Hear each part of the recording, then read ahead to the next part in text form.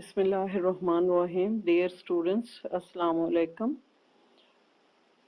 I have already explained you in my lecture number 2 about John Locke, about his different contributions, and first lecture about John Locke concluded at the discussion about the Locke's views about the theory of separation of powers. While discussing about his views regarding separation of powers, according to him, two powers, legislative and executive, must not be combined in the same hands, for that situation contains in itself too great a danger that power will be abused. Locke mentions a final governmental authority, the federative. This is the power to conduct external policy and includes control of foreign relations and military affairs. Through this procedure, Locke gave importance of separation of power, which later further promoted by Montesquieu.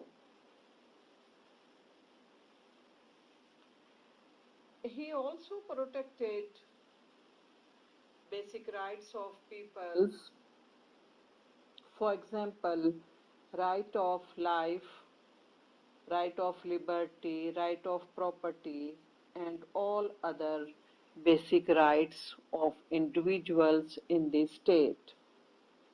It was his major contribution that he prefers property right is a right inherent in the individual because his labor is inherent in him.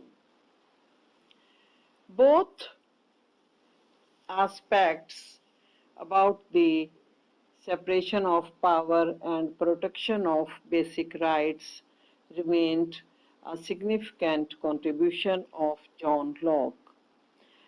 One point is very important and also dominant in the writings of John Locke, and that is about the property right. Locke says that in a state of nature, property was held in common. But God, who supplies man with the goods of the earth, also gives him reason in order that he can utilize them to the best advantage. Before commonly held property can be used, it must be appropriated by an individual. It must become a part of him. Locke says, in short, that communally owned goods must become private property before they can be consumed. How does this change come about? Locke answers this question. First, it must be acknowledged that every man is free. He has a right to his own body and to the labor of his own. When he applies his labor to the goods which nature provides, they become a part of himself. They become private as a result of his labor. This is Locke's labor theory of the origin of private property, which he expands into a labor theory of value. And his labor theory of value is another major contribution of John Locke. He further explains that labor that determines the value of goods. So he gave importance to the labor which enhanced value of goods.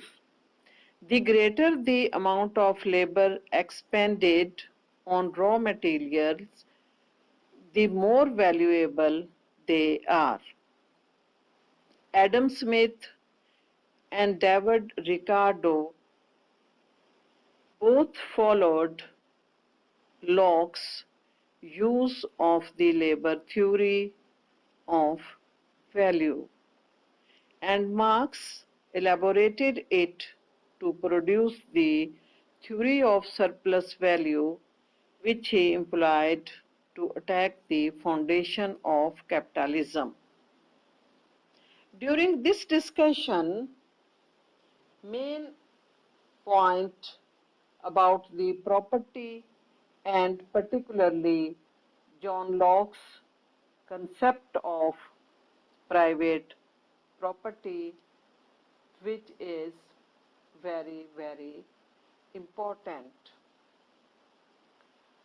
After discussion about private property, right of private property, and labor theory of value, now we examine next most important concept of John Locke, and that is about the right of revolution. John Locke justifies revolution against the government when it does not fulfill the demands of the people. If government violates the trust by ignoring its purpose or by using the power granted it for a selfish purpose, the people have a right to remove the government by force if necessary. One thing is very clear, that John Locke explains the people, however, have no right to revolt against a government which has not violated its trust. So, John Locke gave the right of revolution only and only at that time, at that situation, against government when government does not fulfill its basic purposes. After examining major theories of John Locke, now we conclude this topic.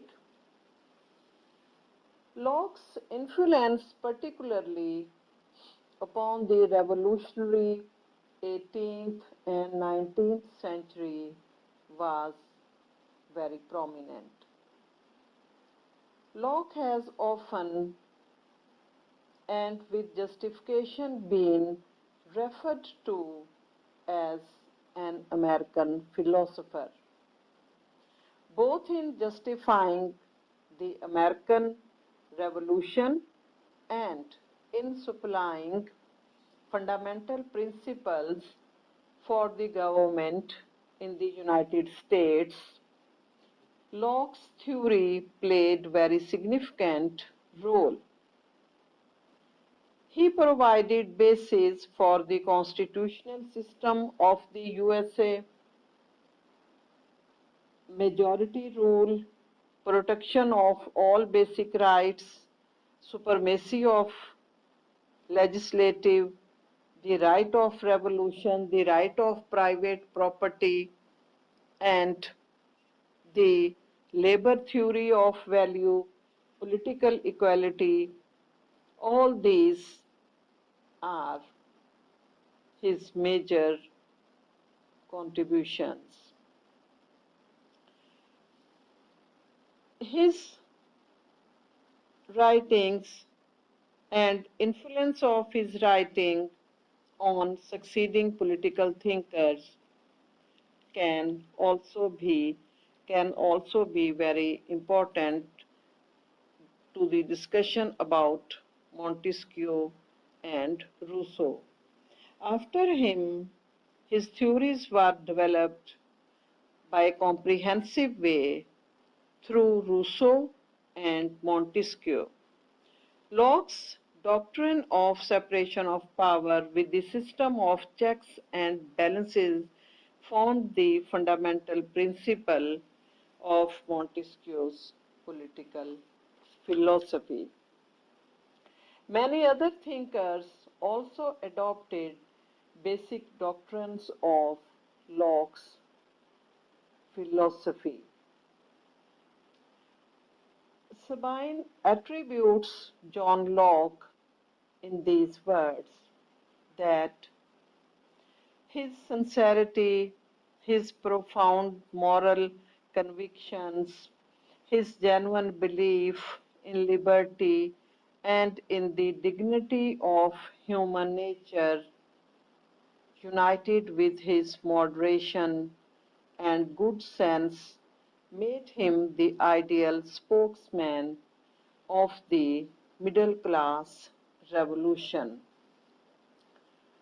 The most distinctive contribution of Locke to the political philosophy is his doctrine of natural rights. Now we sum up our whole discussion about Locke's political contributions, regarded him as a modern political philosopher of 17th century. Due to these major contributions, Locke also considered as a father of democracy.